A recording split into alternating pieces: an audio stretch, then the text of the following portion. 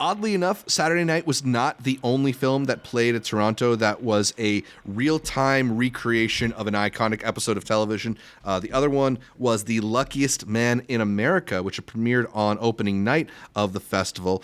This one was one I was looking forward to a lot as a game show channel addicted kid who watched a lot of Press Your Luck. This is a recreation of a really interesting story of this one man who figured out the system behind this game show and was able to win exponentially more than most people do. I think the record before he appeared on the show was $23,000, and he took home over $100,000 from Press Your Luck. I thought they said he beat the record when he hit 15. I thought when he hit 15,000, they were like, "That's the record." I thought 15 or 16 20, or something. I could be wrong. You saw it more recently. Is that than Emery I did. Cohen? Emery Cohen? Emery Cohen's not in this one. No, that is Paul Walter Hauser. Oh, yeah, right. Oh, okay. Gotcha. Competing for the role.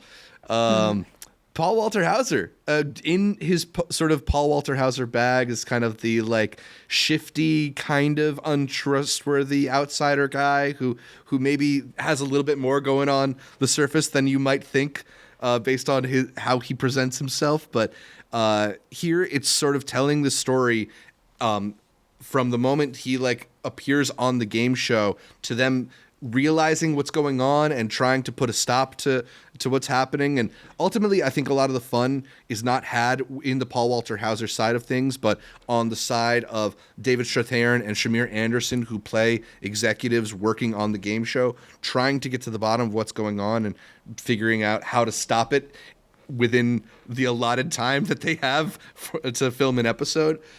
It's a pretty interesting,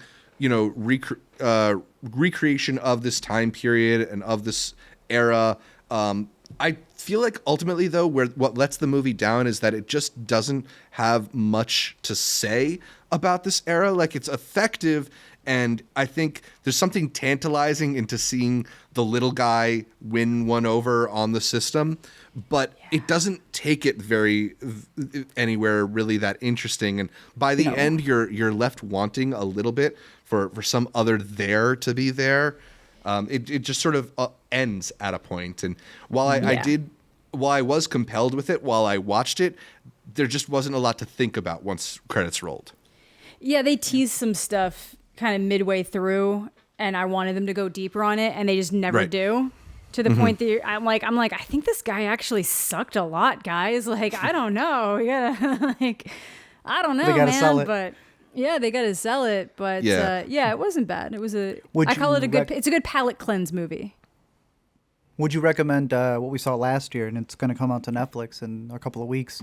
Anna Kendrick's Woman of the Hour. Oh, of course. That's so much better. Okay. They're totally different, though. This is way more of a comedy. Okay. Yeah, my reaction when I was leaving the theater, I think I told this to Caitlin, was it's like if Woman of the Hour wasn't about anything. Which sounds a bit harsher than I mean, because I still enjoyed The Luckiest Man in America. But it just, if this is a movie that's begging for some kind of like epilogue or a title card at the end to tell you what happened to all these people. Like, the director got on stage for the Q&A after the movie and said, somebody asked him what happened to the real life Michael Larson, and he said, eventually he ended up on the run from the FBI in Florida where he died. It's like, put that movie in your movie. Yeah. Yeah. You remember that poster you ripped at South by for that, like, is it like that? Dickweed, where you were like, why did we even cover this if, like, the guy wasn't... It didn't make me, no, it's not that It didn't bad. make me angry. It's still an interesting story. It's just, it's sort of like, what's your point? Like, it's waiting for some kind of extra... They introduce all these interesting ideas in terms of like how you can market something like this. The one person in the room realizing, like, guys, this isn't a bad thing. We can actually really use this to our advantage. And you're kind of expecting them to go down that avenue, and then it doesn't happen. And they don't even touch on like this change the landscape of games for this XYZ reason. They try to end it on some weird sentimentality thing. Which is really weird when you find out all the stuff that built into it and why this person is kind of in the position that he's in. So, and the fact that he ended up on the run from the FBI is not surprising from the stuff that they trickled out, but that seemed like the more interesting aspect of the story than this guy figuring out that there was only 5 patterns on the game show. Yeah.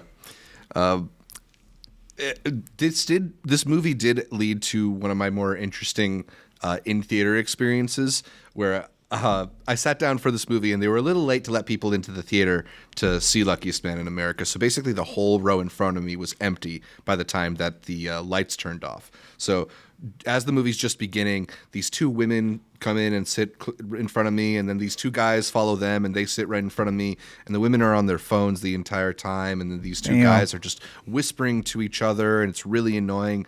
And the one guy keeps pointing at the screen when Paul Walter Hauser's on and goes, "That guy's got great calves." And it's a little bit like I'm getting ready to lean in and tell them to shut the fuck up so I can enjoy the movie. And then the opening title credits happen, and the actors' names start appearing on screen. Johnny Knoxville's name comes up, and the two women and one of the guys start clapping. The other guy starts booing, and I realize, oh, the guy booing is Johnny Knoxville. I'm sitting directly behind Johnny Knoxville watching the premiere of Luckiest Man in America. So I didn't tell him to shut up, although I did think it. Apparently, were you at the screening where he left midway through, like before he even appeared on screen? He was gone. Yeah, he just bailed on the movie about halfway through before he had ever appeared on screen. So I expected him to show up for the Q&A, and then he didn't do that either. That's so pretty Knoxville of him. Yeah. Very.